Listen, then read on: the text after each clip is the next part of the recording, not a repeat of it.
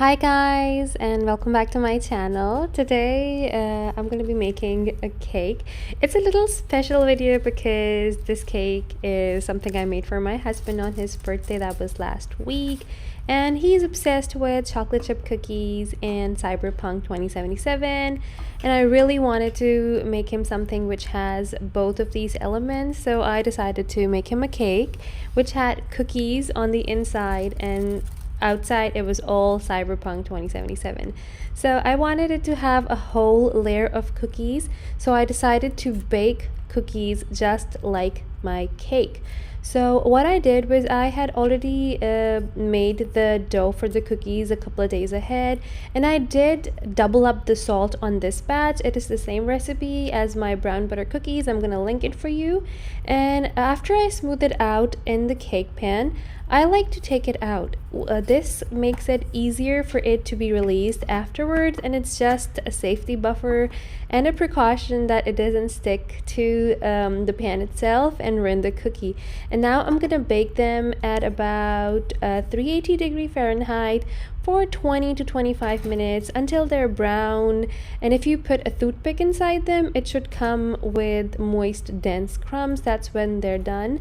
And you want them to chill at room temperature. Take them out once they are cool enough to handle. If you've got multiple pans, you can start on your chocolate fudge cake while these are getting cooled down, but if like me you only have two, you need to take out the cookies before you bake your chocolate fudge cake. So while these are cooling down, I'm gonna start on my chocolate fudge cake. I have the recipe for this linked for you guys. The only change I made to this recipe was I used sour cream instead of buttermilk. They both are equally good. You can use anything out of the both, but I had some sour cream lying in the fridge, so I opted to use that. And almost 500 grams of cookie batter is going into each pan. I'm using 6 inches, and I'm gonna make 3 cakes out of the batter, and then it's going in a 350 Fahrenheit oven for about 30 to 35 minutes or till it's completely cooked. Another thing is to let the cake cool down a little bit before you take it out of the pan, because it is so soft and moist it can completely break your cake. So while this is cooling down, I'm going to start on my ganache. I'm taking about 2/3 cup of heavy cream. I'm microwaving it for about 30 seconds in 10-second bursts, and then I put in my chocolate chips. You just put the chocolate chips in there and let them melt on their own, and then just whisk it up and you have delicious ganache. Just let it cool down in the fridge for about 30 to 40 minutes. It's gonna thicken up a lot like here, and then whip it. You can choose to not whip it. It works well either way. So at this point everything is ready, and I'm gonna start stacking my cake.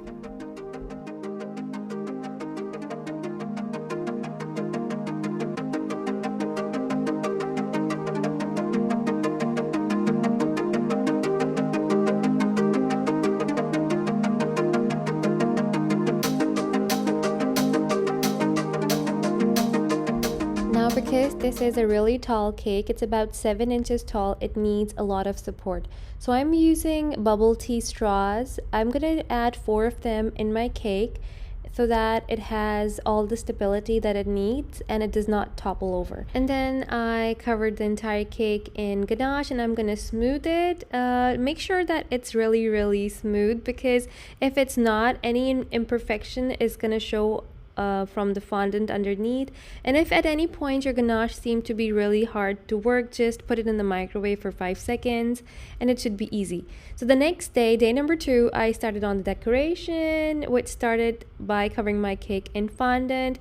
When the cake is really super tall, like the one that I'm making right now, this is the method that I like to go with. You need a really sharp knife or a blade or an X-Acto knife for this method, but it gives such beautiful, crisp, clean edges. Right now, I'm working on the Keanu Reeves bit of the cake, and I'm gonna be making his leather look like West. I have pictures open for reference, and I'm actually gonna freehand this. I'm gonna measure how much I need, and I'm gonna freehand all the design on it from the picture. I'll just keep on copying it. But if you're not comfortable doing this freehandedly, you can definitely print an image and cut out the template and just use that as a guide. If you don't know what I'm talking about, you can watch my Xbox cake tutorial. In that tutorial, I actually used the controller as a template. I printed it out, I cut out all the details, and I used those to be my template guides.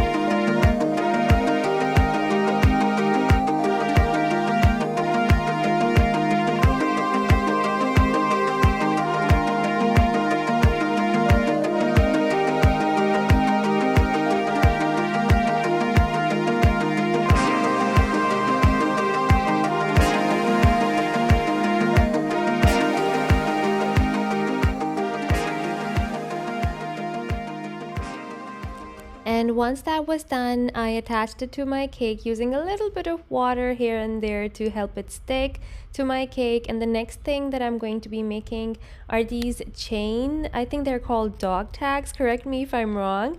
And I'm going to use this silicone mold because I just realized I had it already.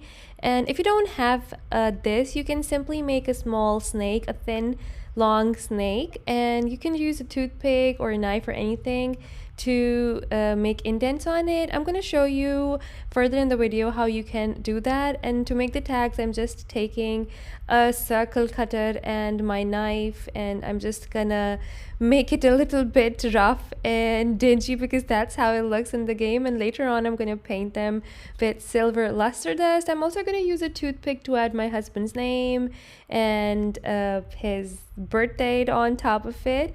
And I'm just gonna be using a little bit of water to attach these. So if you don't have a mold and you used a small snake, you can simply take a toothpick and make marks, and that's gonna make it look like tiny balls and just like a chain. So for making the brown jacket, I am rolling out my fondant, and I'm gonna be doing it in batches because I realized that I don't have enough fondant to actually cover an entire cake. So I decided to do it on the sides, and I'm just gonna keep the back simple, which I later on decided to add details to anyways. So one side of the cake, you see that there's already a zipper. That zipper, for that zipper I used a mold, but on the other side I'm actually going to show you how you can make a zipper without a mold.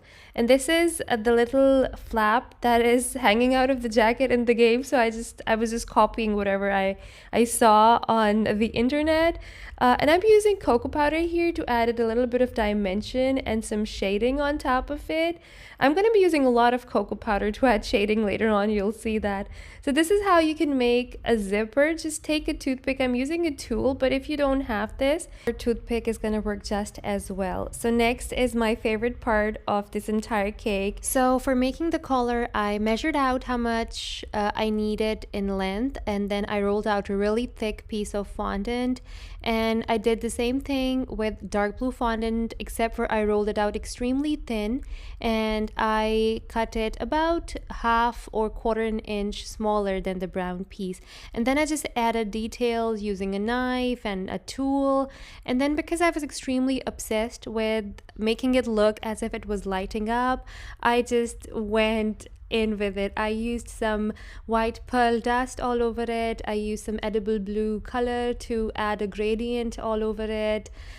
The really dark at some points, light towards the edges. And then I just stuck it on top of the cake using skewers. And then I also made these, I don't know if they are buttons. They do look like guns, but for the sake of the tutorial, I'm just gonna call them guns. So, and then I added some more details on the side. I did notice them in the pictures. And to make it look at worn out and give it that really dingy sort of a look, I am using a damp tissue towel and I'm dipping it in cocoa powder and I'm rubbing that all over the brown part of the cake. I'm also going over it with clean paintbrush, and also you can make a thick paint with cocoa powder and a little bit of water. I also used that where I wanted it to have a really dark look. And then this had been initially, it was going to be blank, but since I didn't have anything to lose and it was just the bag of the cake, I decided to go with my original plans for the cake, which was these carved out prosthetics. I don't know what to call them because in the game they are human and machine hybrid, so they have these machinery bits all over them and have markings of this sort of all over their body. And I decided to carve it on the cake. It's really easy to do this because the ganache, it really sets firm and you can just add whatever details you like. And what's pretty cool about this design is you can use it for just about anyone, anybody who loves gaming and computing and is sort of a computer nerd or a geek or into that stuff.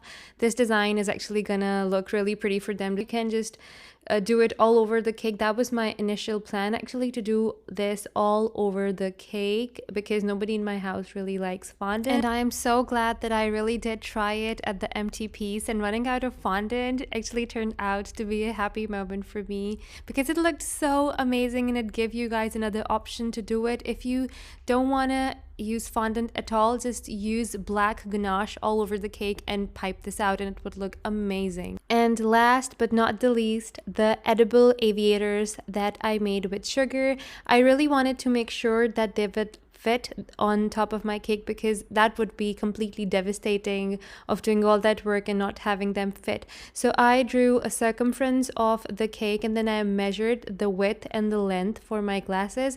Initially I wanted to have the sides and the frame separately, and then I was thinking of joining them with some more hot sugar, but that did not work and it broke off really quickly. So for making the sugar mixture, I took half a cup of sugar, quarter cup water, and quarter teaspoon of lemon juice, and I just cooked them on medium-low till they were nice and amber and quite reduced. Ideally, you want to use candy for this, and you can make that easily at home using corn syrup. But since I could not find corn syrup anywhere, I decided to experiment since it was not humid at all, because this will melt if there is slightest bit of humidity and moisture in the air. This is gonna melt. So I waited until the last moment, on that is the day of the birthday, and that's when I made them and I let them dry, and they stayed fine in the fridge actually. And then I'm using a silicone mat for this. You can definitely use a parchment paper. I think it would have been better because the silicone pad did give my aviators some texture, which I was not really enjoying at the end.